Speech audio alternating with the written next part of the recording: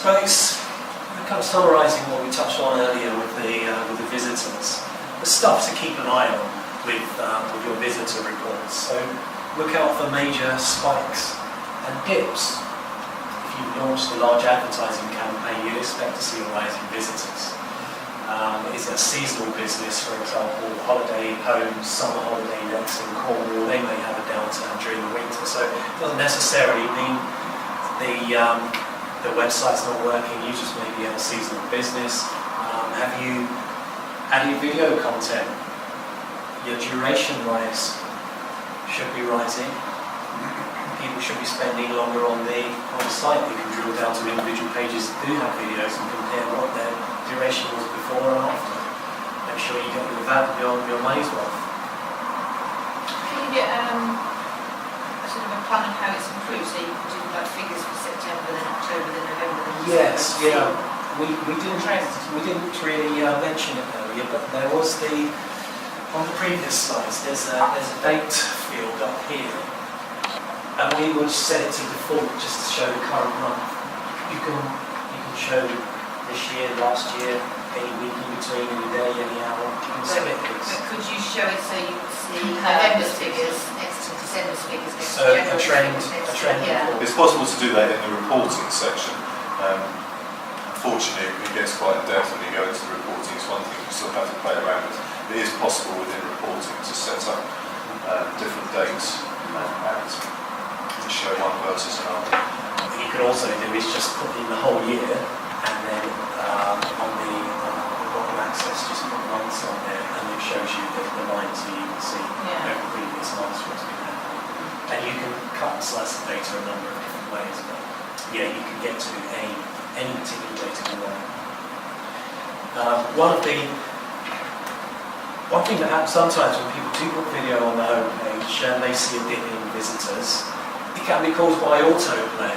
They may have left the autoplay on, so as soon as people come to this page, they can hear, "Hello everybody, I'm so-and-so, and thanks for coming to my website." That will scare people off, so switch the autoplay off and then check the reports. You may see some improvement.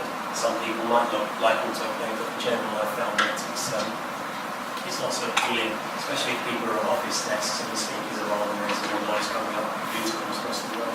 Is that the same with, do you think, with music? Because I know when I go on websites with music, you can try it off that.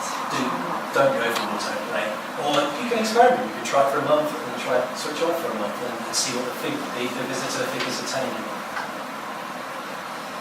And that's what's a great thing with Google Analytics. It's in a lot of businesses, it takes away that sort of subjective, "Oh, no, actually, no, I like it when that comes," and "Oh, no, actually, I prefer it to be off."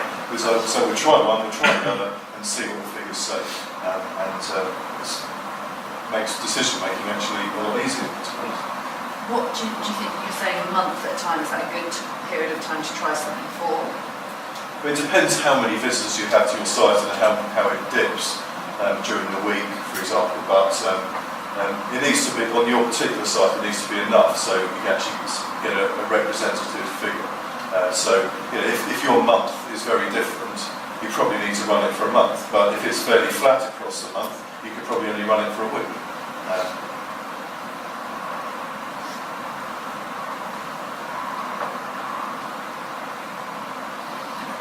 I should say further things you can do. So we've really only scratched the surface, but some of the next steps that we can embark on once you get comfortable with analytics, customizing the dashboard. So when you log into analytics, the first page you see is your dashboard.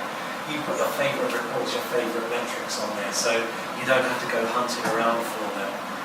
When you're on a particular report, there's a link above it that says add to dashboard, and it will take that report and stick it on the dashboard for you. Don't go overboard, you can perhaps just start with the 3 that we recommend: visitors, the landing page, and the sources. And then you get a good feel for those figures because you're seeing them every time you log in. You can also configure monthly reports to be emailed automatically to you. You don't have to come in and check the figures. You can email daily if you like. Set your email address up in there and you're away. There are iPhone and Android apps. If you just simply cannot get enough of Google Analytics, you can take it on the road. You can be be standing there at Waitrose putting shopping through. How many visitors I've got in the last 5 minutes? There are loads of apps out there that enable you to sync your accounts together. And Webmaster Tools, we do recommend Webmaster. There are a few slides that Jonathan was covering earlier. You can't actually see the results for the impressions and the click-through rates. You can't see any of that unless you set the Webmaster account up. One of the really useful tools on their emails you notice is, Jonathan mentioned, if you're in trouble with Google for whatever reason, if your website broken, if they're going to blacklist you, they'll let you know.